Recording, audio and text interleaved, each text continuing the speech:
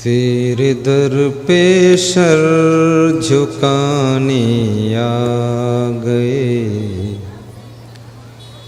तेरे दर पे सर झुकाने आ गए। बात दिल की हम सुनाने आ गए, बात दिल की हम सुनाने आ गए। तेरे दर पे सर झुकाने आ गए, तेरे दर पे सर झुकाने आ गए। बोलिए सद्गुरु भगवान की जय।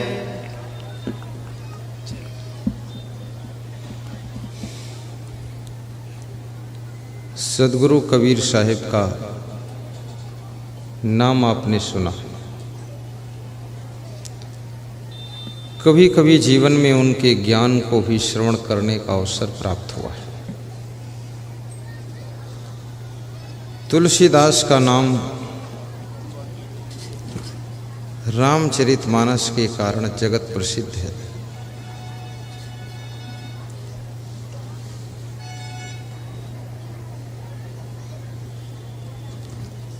संत कबीर से किसी भक्त ने प्रश्न पूछा है,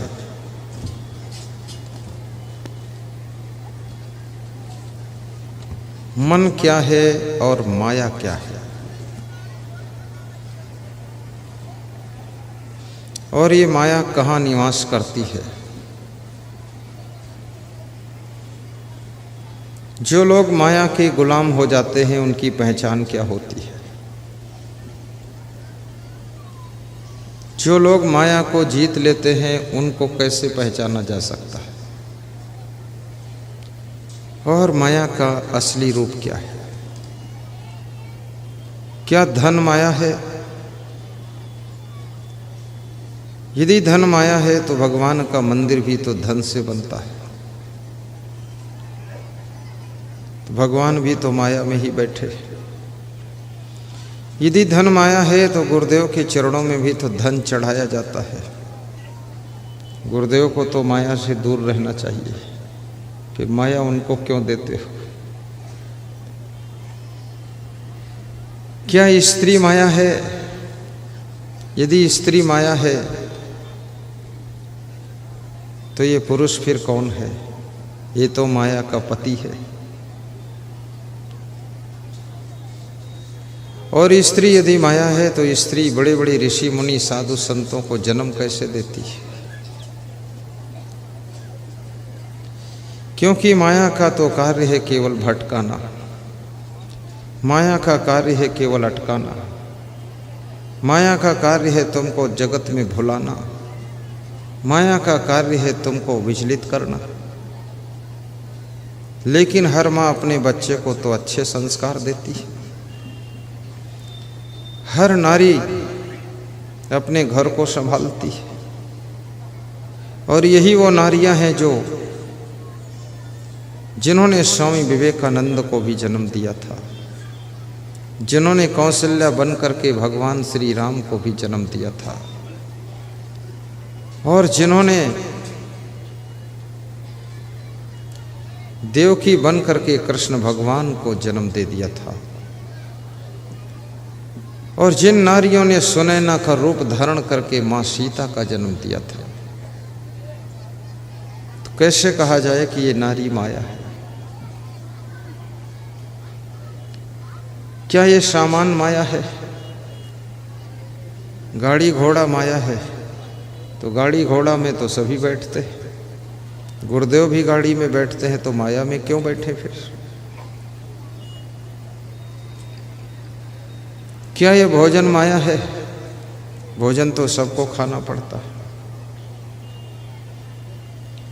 ये सोना चांदी क्या माया है?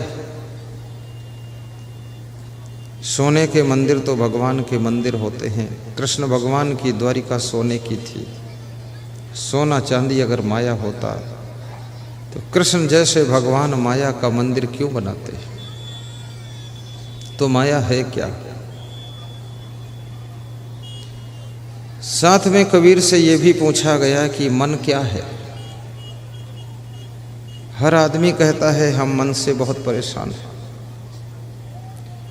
जिसको मिलो वही कहता है मेरा मन बहुत ऊब रहा है। कोई कहता मेरा मन उलझा हुआ है, और कोई कहता मेरा मन दुखी बहुत है। कोई कहता मेरा मन चिंतित बहुत है। कोई कहता मेरा मन व्यथित बहुत है। कोई कहता मेरा मन कहीं लगता ही नहीं है, और कोई कहता है मेरा मन तो ऐसा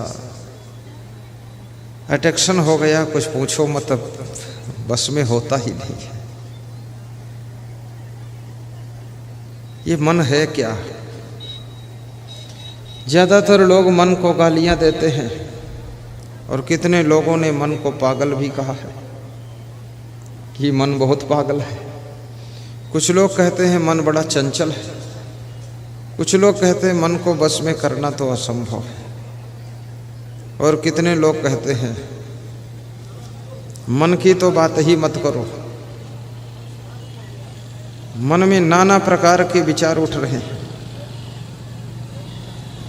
कभी मन होता है घर छोड़कर भाग जाऊं, कभी मन होता है नया घर बसाऊं, कभी मन होता है पिताजी को भी मारूं, दिमाग ठिकाने कर दूं, और कभी मन होता है पिताजी के पैर छू करके माफ़ी मांग लूं। कभी मन होता है माँ को धन्यवाद दे दूं, और कभी मन ऐसा हो जाता है कि माँ को जितनी गालियाँ दूं थोड़ी ही, इतनी दुष्ट है माँ, इसकी ऐसी तैसी कर दूं। कभी मन होता है अरे माँ तो माँ है, माँ का स्थान कौन पा सकता है, अपनी माँ के चरणों में शीश रख दूंगा। जैसा तुम्हारा मन सवेरे है वैसा दोपहर में नहीं रह जाता है।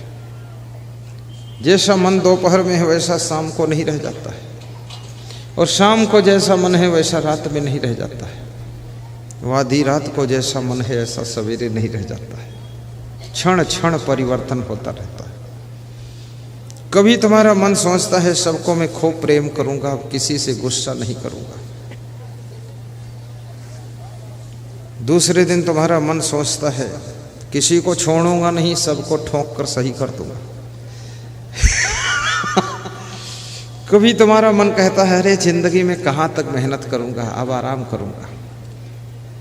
और कभी तुम्हारा मन कहता है कि अरे कुछ करके दिखा दूंगा दुनिया को कि मैं भी कुछ हूँ, कीड़े मकोड़े जैसा नहीं हूँ, कुछ करके दिखा दूंगा। कभी मन कहता है कुछ अलग हट के दिखा दूंगा। कभी मन होता कि कुछ अलग करके दिखा दूंगा।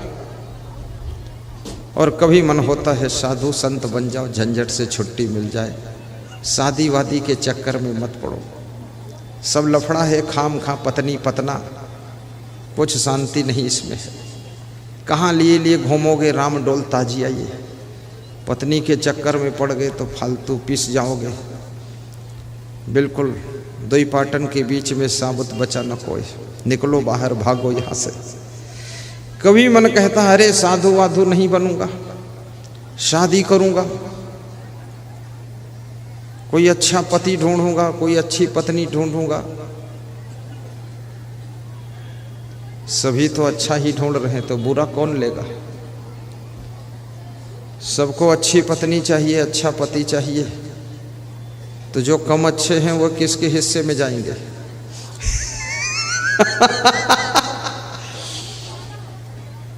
और सबके अच्छे की दृष्टि भी अलग अलग है। कौन अच्छा है, जिसको तुम अच्छा नहीं समझते वो भी किसी के लिए अच्छा है।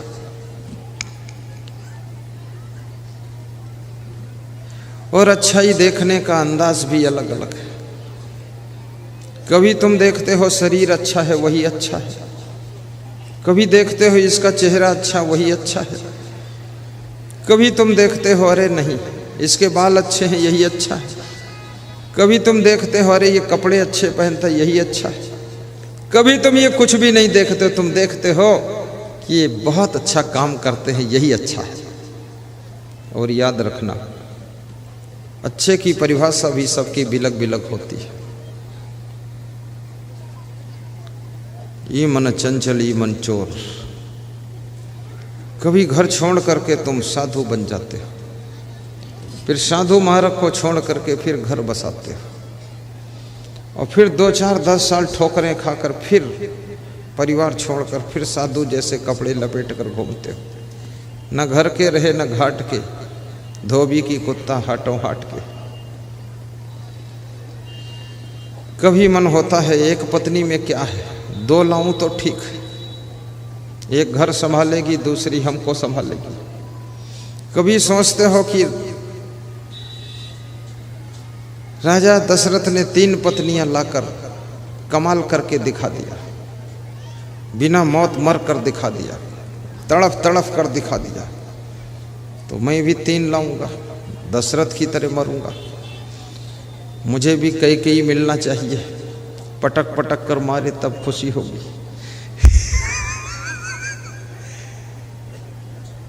कभी ऐसा मन हो जाता है कि बच्चों के चक्कर में नहीं पड़ूंगा, ये सब बच्चों का भी लफड़ा है खाम खाम। और कभी मन में होता है राजा सगर के 60,000 पुत्र थे तो कम से कम हमारे 60 तो होना ही चाहिए। सरकारें परेशान हैं, जितनी रोड की चौड़ाई बढ़ाती है उससे ज़्यादा लोग जनसंख्या बढ़ा देते हैं। सरकार जितना मजबूत पुल बनाती है उससे ज़्यादा ओवरलोड उस पर निकलते हैं, पुल धंस जाता है। और सरकार जितने शौचालय बनाती है उससे ज़्यादा टट्टी करने वाले पैदा हो जाते हैं।